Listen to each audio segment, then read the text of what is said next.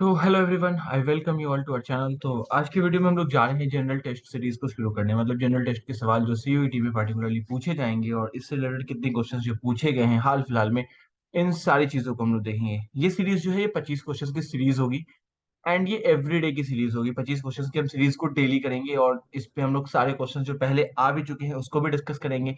और हम लोग इसको बेसिक से शुरू करेंगे सो डैट कि जो बच्चे अभी न्यू भी आ रहे हैं तो वो भी इस क्वेश्चन को कर सके। साथ साथ जनरल टेस्ट में कैसे सवाल पूछे जा रहे हैं उसको भी एनालाइज किया जाएगा कि आखिर कैसे सवाल पूछे गए हैं लास्ट ईयर के, एंड उन सारी चीजों को भी हम लोग देखेंगे। तो चलिए वीडियो को शुरू करते हैं। तो जैसा कि लिखा है, find the next number in the series 12579। तो क्या है 12579? तो क्या लिख रहा है, this is a prime number 12579। तो नेक्स्ट नंबर इज 11। अगर इसके बाद का भी कोई नंबर अगर पूछ लेता है देन इज 13। प्राइम नंबर होता क्या है? अगर हम प्राइम नंबर की बात करें तो the number which is divisible by one and itself, एक और खुद से जो डिविजिबल होता है उसे हम लोग कहते हैं प्राइम नंबर। तो अगर आपके पास इस तरीके के कोई और सवाल आते हैं तो आप इसको इस तरीके से टैकल कर सकते हो। सेकेंड थिंग्स, एग्जामिनेशन में आपसे ये पूछ सकता है कि प्राइम नंबर कितने होंगे। मीन्स की सपोज करते हैं 1 to 100 के बीच में कितने प्राइम नंबर होते हैं। तो चलिए मैं आपको इसका जवाब मैं दे देता हूँ। Total number of prime number जो 1 से 100 के बीच में है डेट आर 25, यानी 25 प्राइम नंबर है जो 1 से 100 के बीच में। ऑन द अदर हैंड अगर इसी में अगर आपसे सवाल पूछ लेता है 1 से 200 के बीच में कितने प्राइम नंबर है, तो ये सवाल मैं आप लोगों के लिए छोड़ रहा हूँ। इस सवाल को आप चेकआउट करेंगे एंड देन आफ्टर आप बताएंगे कमेंट सेक्शन में कि 1 से 200 के बीच में कितने प्राइम नंबर एग्जिस्ट करते हैं। ठीक है, ओके। फिर इसके बाद हम लोग चलते हैं अगले क्वेश्चन की तरफ। हमारा नेक्स्ट क्वेश्चन जो है, in a certain code ABCD, ABCD code है, इज रिटन एज 2468। एबीसीडी को हम लोग क्या लिख रहे हैं, 2068। ई एफ जी एच को हम लोग लिख रहे हैं 1357। ठीक है, तो अब यहां से कह रहा है how will cage be written in the code. Cage को हम लोग कैसे लिखेंगे, केज का क्या कोड होगा। तो आपको दिख रहा होगा ए बी सी डी। ए किसके लिए है, टू के लिए है। अगर आप इस क्वेश्चन को आप ऐसे समझो तो ए किसके लिए है, टू के लिए है। बी किसके लिए है, फोर के लिए। सी के लिए क्या है, सिक्स। तो सी के लिए क्या आ जाएगा, सिक्स। ए के लिए क्या आ जाएगा, दैट इज टू। जी के लिए क्या होगा, ई एफ जी, जी थर्ड यानी कि यहाँ फाइव। तो six, two, five, and last one is E. E के लिए क्या है यहाँ पे, वन। तो 6251। So option B is correct. तो इस क्वेश्चन का आंसर क्या होगा, ऑप्शन बी। तो चलिए अगले क्वेश्चन की तरफ चलते हैं। हाँ, इससे रिलेटेड और भी सवाल आप किसी बेसिस पे आ सकते हैं। जैसे यहाँ पे सेम वैल्यूज गिवन था कि ए का टू था, बी का फोर था। इसी तरीके से कोई कई बार अपोजिट भी गिवन होता है, जैसे ए का लास्ट से वैल्यू दे देगा अपोजिट साइड से टू। तो आपको इस तरीके से पता होना चाहिए कि ये किस तरीके से काम करता है। ओके, अगला क्वेश्चन है, Mini is right to Rajni but left to अनता। सया is to the right of Mini but to the left of Jaya. Who is on the extreme left if all the girls are facing north. अगर सारी girls north face कर रही हैं तो who is at the extreme left, एकदम left पे कौन होगा। इट मीन्स कि सबसे लेफ्ट साइड में कौन होगा, ये क्वेश्चन पूछा जा रहा है। मतलब सबसे इस तरफ में कौन होगा। लेट सपोज ये आपका एक रो है, सभी गर्ल्स जो है वो नॉर्थ की तरफ फेस कर रही है, ये हमारा नॉर्थ का डायरेक्शन है। Mini is to the right of Rajni. Mini कहाँ पे है, रजनी के राइट में। अगर सपोज कर लेते हैं दिस इज रजनी, तो रजनी के राइट में कौन है, मिनी है। But to the left of अनाथा। ठीक है, मिनी कहाँ पे है, राइट है रजनी के। But on the other hand mini कहाँ पे है, एट द लेफ्ट ऑफ अनाथा। ठीक है, किसके लेफ्ट में है, तो अनाथा के लेफ्ट में। तो अनाथा के लेफ्ट में मिनी हो गई है। अगला क्या कह रहा है, Saya is to the right of Mini. Saya कहाँ पे है, मिनी के राइट में। मतलब मिनी के राइट में सपोज कर लेते हैं यहाँ पे। But to the left of Jaya.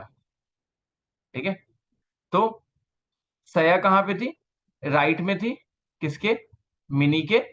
But left of Jaya, लेकिन जया के लेफ्ट में थी कौन, सया। तो सया जया के लेफ्ट में थी, ठीक है।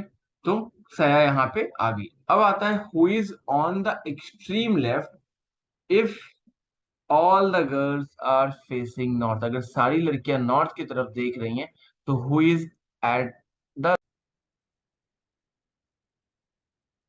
तो जैसे कि आप क्वेश्चंस को देख पा रहे हो तो इसमें क्या आपको दिख रहा है, सबसे लेफ्ट में कौन है, सबसे, जस्ट अ सेकेंड,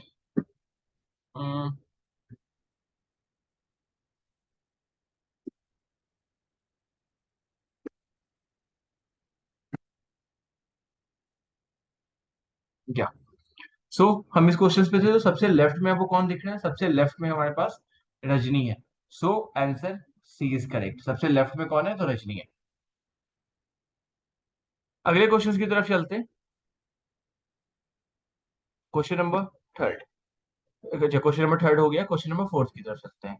1 1 2 3 5 8 21। अगर आपके पास इस तरह के क्वेश्चंस अगर आते हैं तो आप इस क्वेश्चन को कैसे सॉल्व कर सकते हो। तो देखो, अभी जस्ट हमने एक बात किया था, पिछले बार में हमने बात की थी किस चीज की, प्राइम नंबर की हमने बात की थी।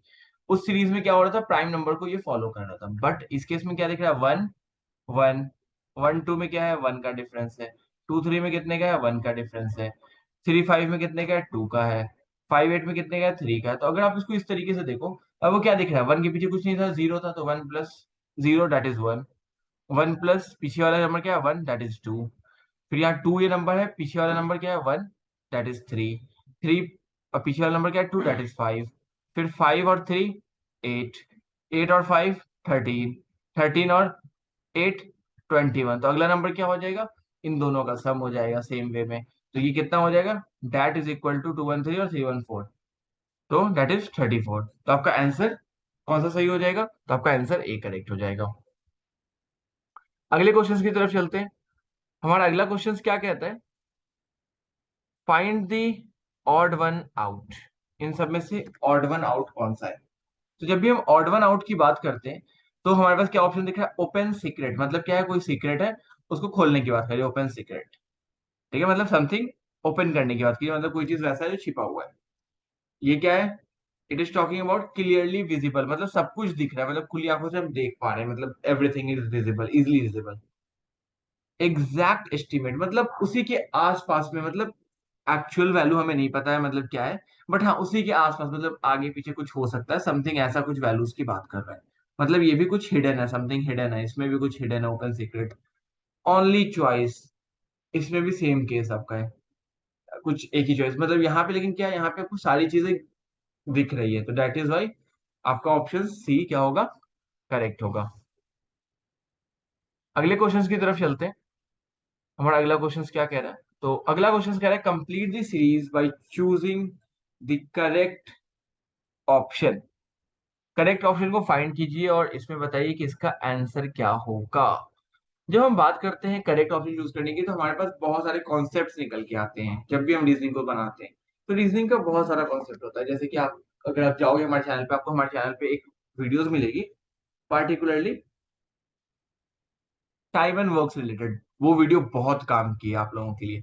उसका डिस्क्रिप्शन आपको आई बटन में मिल जाएगा, साथ आपको डिस्क्रिप्शन में भी लिंक मिल जाएगा। तो आप उसको जाके जरूर से देखना, क्योंकि वो एग्जाम में आपको काफी हेल्प करेगा, कि अगर एग्जामिनेशन में टाइम एंड वर्क का कैसा भी क्वेश्चन आ जाएगा, you will easily be able to solve. हम लोग क्वेश्चन की तरफ वापस आते हैं। Complete the series by choosing the correct option. Correct option choose करके, तो 1 4 27 256। देखो 1 क्या है, 1 का पावर 1। 4 को हम क्या समझ सकते हैं, 2 पर पावर 2। 27 को क्या समझ सकते हैं, 3 पर पावर 3। 256 को क्या समझ सकते हैं, 4 पर पावर 4।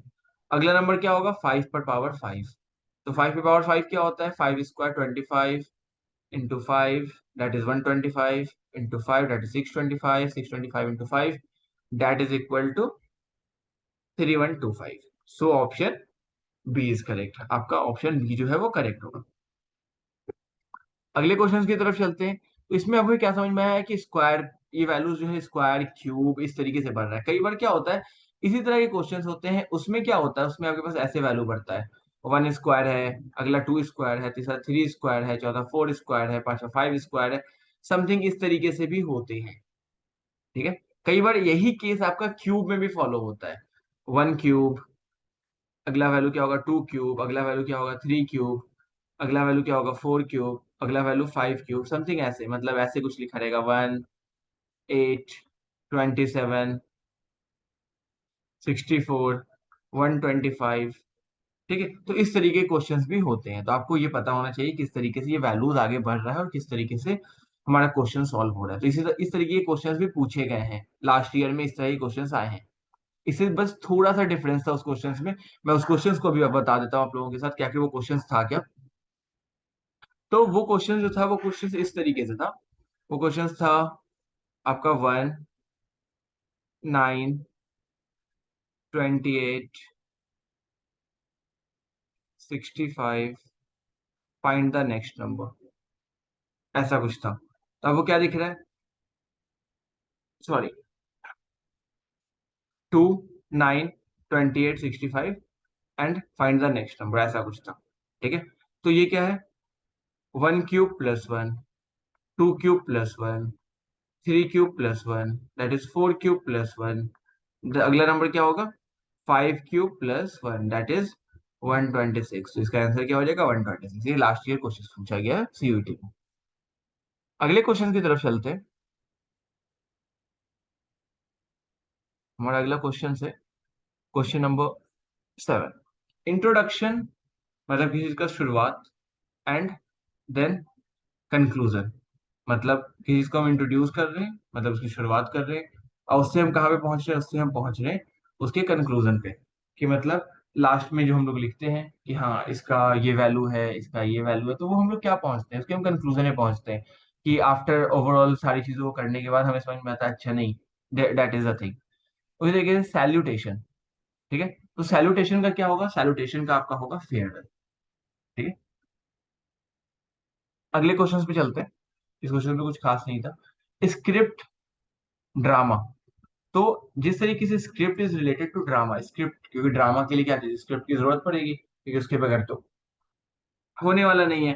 ठीक है, तो इन द सेम वे क्या इसका आंसर हो सकता है, जैसे राइटिंग यहाँ पे लिखा है, लिखने के लिए क्या पेज की जरूरत, अच्छा, चैप्टर, बुक, लिरिक्स, नोट।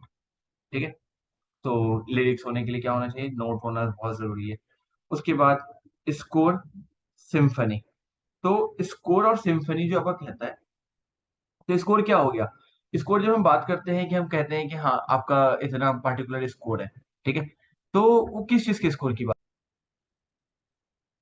तो जब हम स्कोर की बात करते हैं तो ये मैच वाले स्कोर नहीं होता है, ये पार्टिकुलरली जो होता है ये एक तरह का सोलो वर्क होता है। कहने का सेंस ये है, एक पार्ट है, एक सिंगल पार्ट है सोलो वर्क का।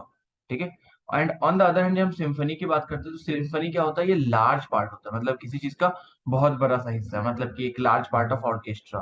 ठीक है, ऑर्केस्ट्रा का लार्ज पार्ट होता है, जिसका आंसर क्या हो जाएगा, ऑप्शन डी। तो ऑप्शन डी इज करेक्ट। ठीक है, अगले क्वेश्चन की तरफ चलते हैं। तो हमारा अगला क्वेश्चन है, the normal temperature of human body is. तो हमारा नॉर्मल टेम्परेचर क्या होता है हमारे ह्यूमन बॉडी का, जब हम ह्यूमन बॉडी की बात करते हैं तो हमारा बॉडी जो है वो क्या होता है कि अगर जैसे कि हम कहते हैं कि हाँ फीवर हमें आ गया है, तो हमारा फीवर कब आता है, तो हम कहते हैं कि अच्छा हाँ ठीक है, 100 डिग्री तक अगर है तो हम कालबोल खा लो, या उससे ऊपर अगर है तो समथिंग कुछ और दवा ले सकते हैं। बट नॉर्मल टेम्परेचर क्या होता है, नॉर्मल टेम्परेचर हम लोग सुनते हैं कि डिग्री की अगर हम बात करते हैं। ठीक है, उसके अलावा अगर हम फ़ारेनहाइट की बात करें, दो तरीके से हम लोग काउंट करते हैं, एक फ़ारेनहाइट में और एक सेल्सियस में। ठीक है, तो अगर हमारे नॉर्मल बॉडी टेम्परेचर की अगर हम बात करें तो हमारा नॉर्मल बॉडी टेम्परेचर कितना होता है, 98.6 होता है, और अगर हम इसी को सेल्सियस में अगर हम बात करें तो 37 डिग्री सेल्सियस, आप समझ सकते हो। तो एग्जामिनेशन में अगर ये दोनों में से कुछ भी क्वेश्चन आता है कि normal temperature of the human body, तो 98.6 आप कह लो या 37 डिग्री सेल्सियस। तो इन दोनों में से कोई भी हो सकता है। अगले क्वेश्चन की तरफ चलते हैं। Question number 11, rickets. Rickets is caused by the deficiency of. तो रिकेट्स जो है वो किसकी डिफिशियंसी की वजह से होता है। तो अगर आपने अगर नहीं पढ़ा है तो मैं आपको यही सजेशन दूंगा कि फर्स्ट ऑफ ऑल आप इसके बारे में रीड आउट कीजिए, विटामिन के बारे में, कि विटामिन किस विटामिन की वजह से क्या क्या बीमारियां होती है, लाइक विटामिन ए की वजह से क्या होता है, विटामिन बी की वजह से क्या होता है, विटामिन सी की वजह से क्या होता है, विटामिन डी की वजह से, मतलब कौन कौन सी चीज की वजह से कौन कौन सी बीमारियां होती है। तो जब आप इसके बारे में आप पढ़ लोगे then you will get to know कि हाँ कौन से विटामिन की कमी से हमें कौन सी बीमारी होगी, और ये आपको काफी काम आएगा कि आपको पता रहेगा। तो इसके लिए हम आपके लिए क्या करेंगे, इसके लिए हम नेक्स्ट एक वीडियो बना देंगे, आई बटन पे हम इसके लिंक को अटैच कर देंगे, जिसके थ्रू आप सारे बीमारी के बारे में जान सकते हो कि किसकी डिफिशियंसी, किसकी वजह से, कौन सी डिफिशियंसी की वजह से क्या होता है। तो rickets is caused by deficiency of, तो रिकेट्स किसकी वजह से होता है, तो यहाँ पे जैसे ऑप्शंस में आपको दिख रहा है विटामिन ए है, विटामिन बी है, विटामिन सी है, विटामिन के है। तो यहाँ पे ऑप्शंस गलत है, इसका आंसर जो है वो विटामिन डी है। ठीक है, तो विटामिन डी की वजह से अब क्या होता है, विटामिन डी की वजह से आपको रिकेट्स होती है। ठीक है, ओके, विटामिन ए की वजह से क्या होता है, तो विटामिन ए की वजह से नाइट ब्लाइंडनेस होता है, नाइट ब्लाइंडनेस। बाकियों को हम लोग अगले वीडियो में डिस्कस करेंगे, आई बटन में आपको लिंक मिल जाएगा। ठीक है, इस वीडियो में इतना ही हम डिस्कस करते हैं विटामिन के बारे में, अगले वीडियो में हम लोग सारी चीजें पढ़ेंगे। ओके, हमारा नेक्स्ट क्वेश्चन है Jude Felix. Jude Felix is a famous Indian player.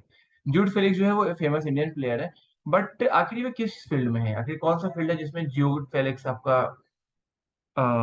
Famous player है। तो अगर हम जूड फेलिक्स की जब हम बात करते हैं, जूड फेलिक्स कौन से स्पोर्ट्स से रिलेटेड है, तो कौन सा इंडियन प्लेयर है, तो जूड फेलिक्स जो है ये पार्टिकुलरली रिलेटेड है हॉकी से। तो अगर आपसे सवाल पूछता है करंट में, क्योंकि करंट के सवाल भी आपसे रियल टेस्ट में पूछे जाते हैं, तो दैट इज हॉकी। नेक्स्ट, अगले क्वेश्चन की तरफ चलते हैं। अगला क्वेश्चन हमारा कहता है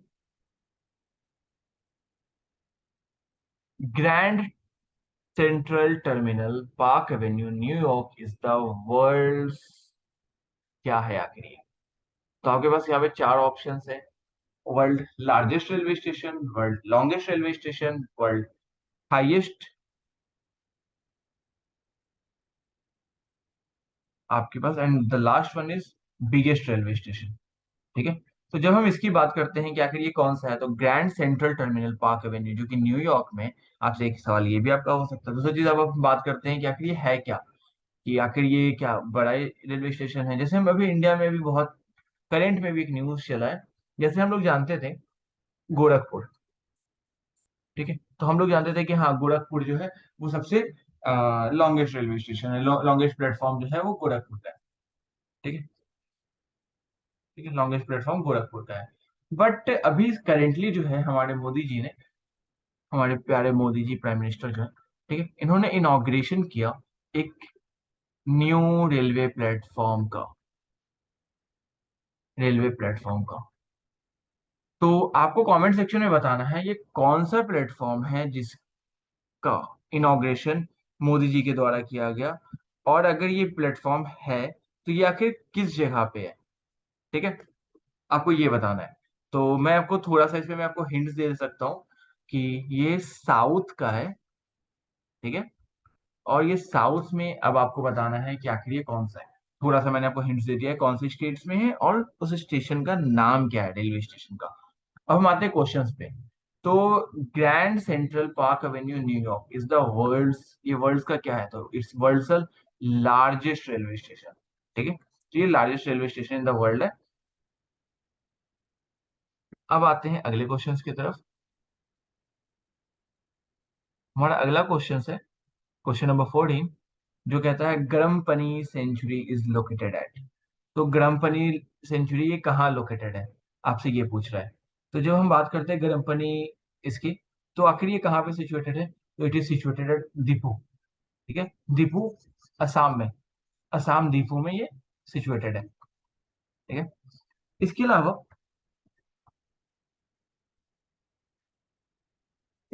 आपको पता होना चाहिए जूनागढ़, जूनागढ़ फोर्ट। ठीक है, कोहिमा, नागालैंड। अब वो कुछ कंट्रीज की कैपिटल भी पता होनी चाहिए। साथ साथ जैसे हम अपने स्टेट्स की बात करें, तो हमारे इंडिया में अगर हम बात करने बैठे, तो हमारे इंडिया में टोटल 28 स्टेट्स हैं और 8 यूनियन टेरिटरी हैं। तो इन जो स्टेट्स हैं, 28 स्टेट्स, 28 स्टेट्स जो हैं और 8 यूनियन टेरिटरी हैं, आपको इसका कैपिटल पता होना चाहिए। ठीक है, एक चीज, दूसरी चीज आपको पता होना चाहिए कि आखिर अगर ये कैपिटल है, अभी वहां पे कुछ ऐसा है जो चल रहा है। जैसे कि हम बात करें, आपसे अगर सवाल पूछ लेता है गिर नेशनल पार्क, गिर नेशनल पार्क, तो गिर नेशनल पार्क कहाँ सिचुएटेड है, it is situated in Gujarat. तो ये गुजरात में सिचुएटेड है। ठीक है, तो हम इस तरीके से हम करके हम याद कर सकते हैं अलग अलग जगह को। इसी तरीके से जैसे अभी आपको पता होगा मानस वाइल्ड लाइफ सेंचुरीज, मानस वाइल्ड लाइफ सेंचुरी,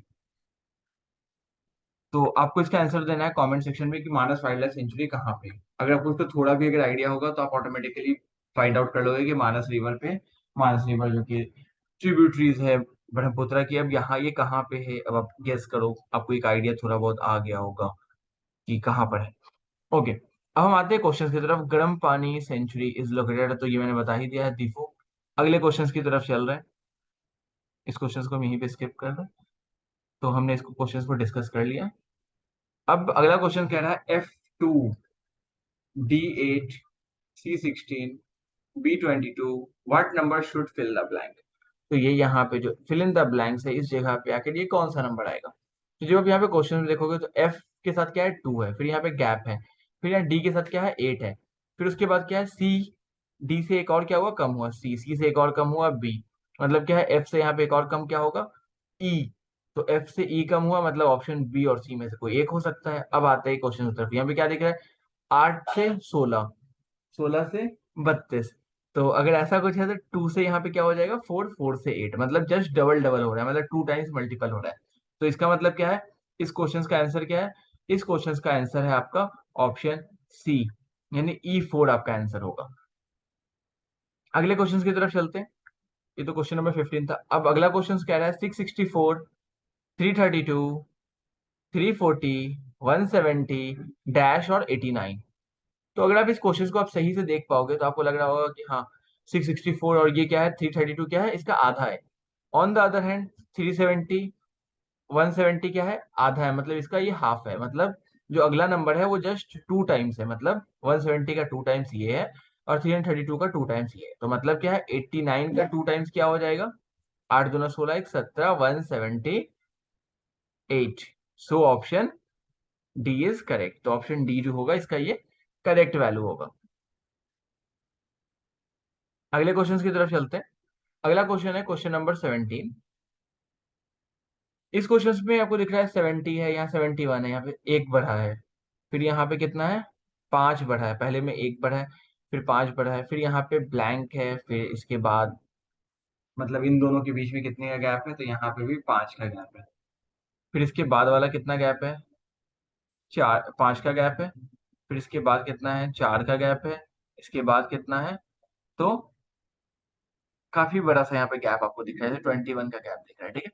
तो ये पैटर्न इसको ये फॉलो नहीं कर रहा है। यहाँ पे कौन सा पैटर्न फॉलो कर रहा है, तो अगर हम आपको समझाने बैठे तो देखिए यहाँ पे 71 है, यहाँ पे 76 है, कितना है 5 का गैप है, 76 और यहाँ पे क्या है 81 है, यहाँ पे भी ये क्या है ऐसे करके ये 5 का गैप है, फिर दो दो नंबर साथ में है 81, 86 5 के गैप पे, फिर इसके बाद एक गैप के बाद फिर से क्या है 86 प्लस 5 91, मतलब क्या है बीच में एक 70 एक्सेप्शन है। उसी तरीके से स्टार्टिंग में भी 70 था, मतलब यहाँ पे भी क्या होगा यहाँ पे भी 70 होगा, जिसकी वजह से क्या होगा कि मतलब दो नंबर होंगे 5-5 के गैप पे, फिर 70 होगा, फिर दो नंबर होंगे 5 के गैप पे, फिर 70 होगा, फिर दो नंबर होंगे, मतलब 91 के बाद का नंबर क्या हो सकता है यहाँ पे 96 हो सकता है, अगर आपसे पूछता है तो। ठीक है, तो आपका आंसर क्या हो जाएगा यहाँ पे, इस क्वेश्चन के लिए आपका आंसर हो जाएगा 70। So option A is correct. अगले क्वेश्चन पे चलते हैं, क्वेश्चन नंबर 18 पे। 18 क्या कहता है B2CD dash BCD4 dash B5CD BC6D। तो इस तरीके से कुछ यहाँ पे गिवन है। अगर ऐसा कुछ गिवन है तो आपको क्या दिख रहा है बी है, सी भी है और डी भी है, मतलब यहाँ पे पहले वाले में 2 यहाँ पे था, ठीक है। फिर उसके बाद अगला केस आप जब आप देख रहे हो तो आपको यहाँ पे क्या दिख रहा है कि यहाँ पे वैल्यू मिसिंग है, ठीक है। बट उसके अगले वाले केस में क्या है, उसके अगले वाले केस में फिर से यहाँ पे क्या दिख रहा है BCD4, CD4, यहाँ पे 4 कहाँ है आखिरी में। अब देखिए यहाँ पे जब 4 आखिरी में है उसके बाद क्या होगा कि अगले वाले केस में क्या दिख रहा है फिर से ये स्टार्टिंग में, मतलब बी तो अपने ही जगह पे है, सारे केस में बी बी बी बी, मतलब क्या है पहला वर्ड तो बी हो जाएगा। अब आता है इसमें दिखा है 2CD, फिर दिखा है यहाँ पे गायब है, यहाँ पे भी, तो सब में CD ही है बट वैल्यूज चेंज हो रही है, मतलब क्या हुआ इसमें स्टार्टिंग में 2 है, तो इसके बाद क्या होगा अगले वाले में क्या होगा BC साथ में आ गया, अब इसके बाद वाला नंबर मतलब BC3 हो जाएगा, क्योंकि और उसके बाद क्या आ जाएगा डी आ जाएगा, मतलब CD तो होगा ही, मतलब एक वैल्यू आगे गया, मतलब 2 से एक आगे यहाँ 3 गया, फिर 3 से अगले वाले में 4 ये आखिरी में चला गया, फिर 4 के बाद फिर से ये 5 पीछे वाले पार्ट में आ गया, फिर अगले वाले पार्ट में 6 अगले वाले लाइन में गया। मतलब पोजीशन चेंज हो रहा है और वैल्यू चेंज हो रही है, मतलब एक का एडिशन हो रहा है और वैल्यू चेंज, मतलब पोजीशन चेंज हो रही है और कुछ नहीं हो रहा है। इसका मतलब क्या है, इसका आंसर क्या हो जाएगा, इसका आंसर हो जाएगा ऑप्शन बी। अगले क्वेश्चन की तरफ चलते हैं।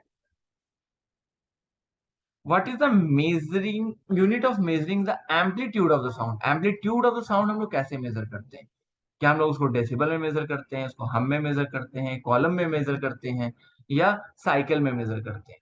तो जब भी अगर इस तरह का कुछ अगर आपसे सवाल आ रहा है तो आपको एम्पलीट्यूड ऑफ साउंड पता होना चाहिए।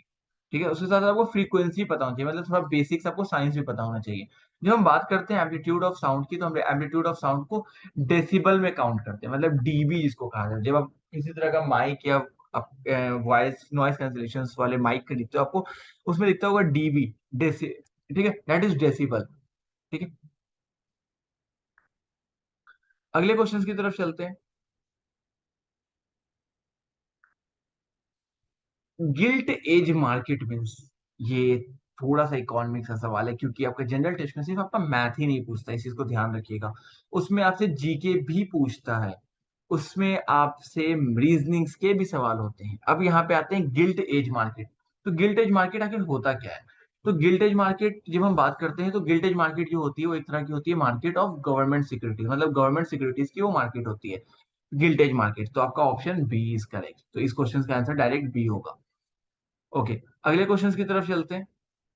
Question number 21, BC Roy award is given in the field of.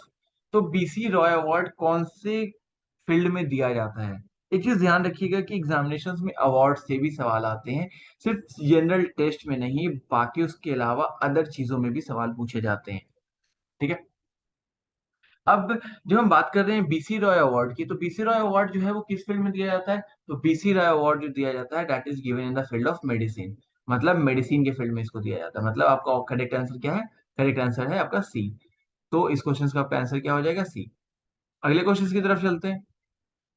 In which year was Pulitzer award prize established? तो कौन से ईयर में पुलिट्जर प्राइज अवार्ड को एस्टैब्लिश किया गया था? तो इसका जो करेक्ट आंसर है दैट इज 1917। मतलब पुलिट्जर अवार्ड जो था वो कौन से ईयर में दिया गया था? तो 1917 में। अब जैसे ही क्या होता है कि जैसे भी मैंने पिछला क्वेश्चन देखा, तो पिछले क्वेश्चन में आपके पास क्या था?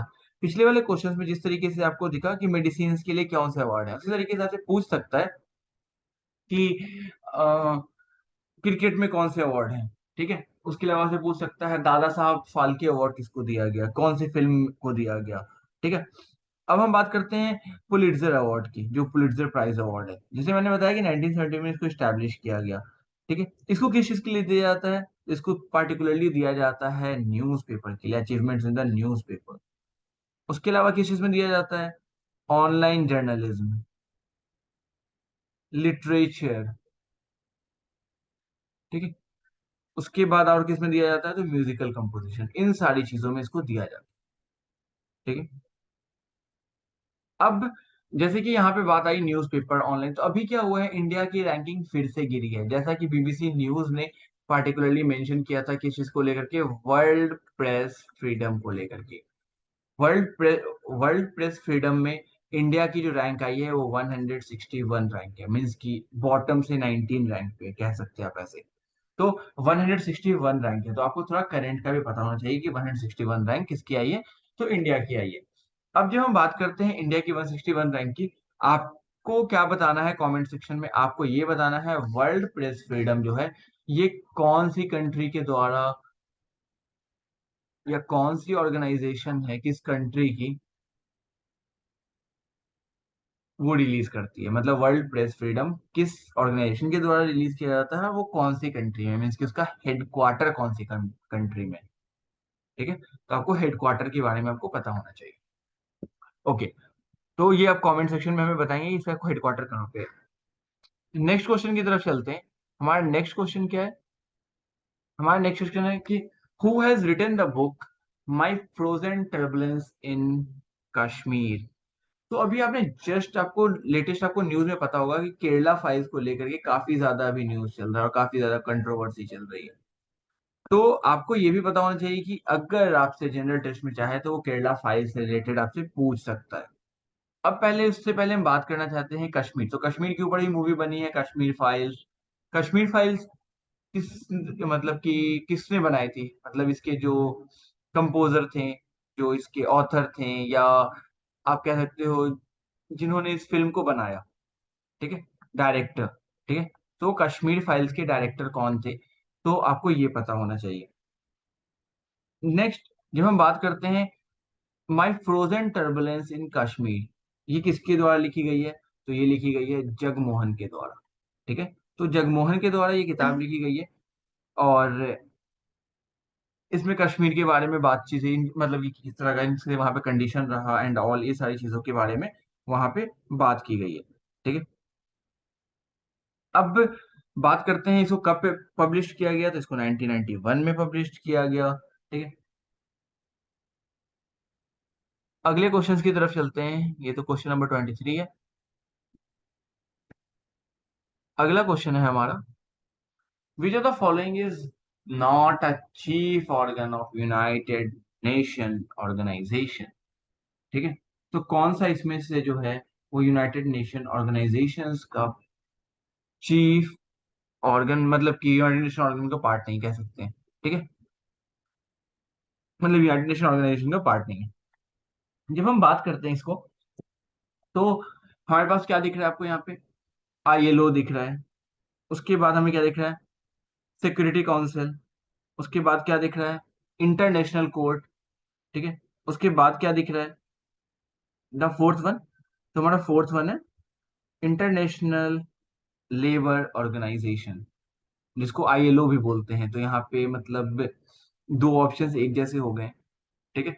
तो आपका वैसे इंटरनेशनल लेबर ऑर्गेनाइजेशन इसका आंसर है, ठीक है। अगले क्वेश्चन की तरफ चल रहे हैं, क्वेश्चन नंबर 25 की तरफ। जो क्वेश्चन नंबर 25 इंपॉर्टेंट है, which country did Ravi Shastri play for, Ravi Shastri कौन सी कंट्री के लिए खेलते थे, प्ले फॉर।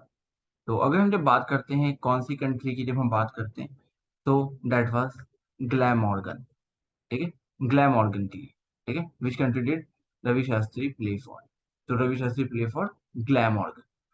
तो इस वीडियो के लिए इतना ही। अगर आपको वीडियो इन्फॉर्मेटिव लगी है तो वीडियो को लाइक करें, दोस्तों के साथ वीडियो को जरूर शेयर करें।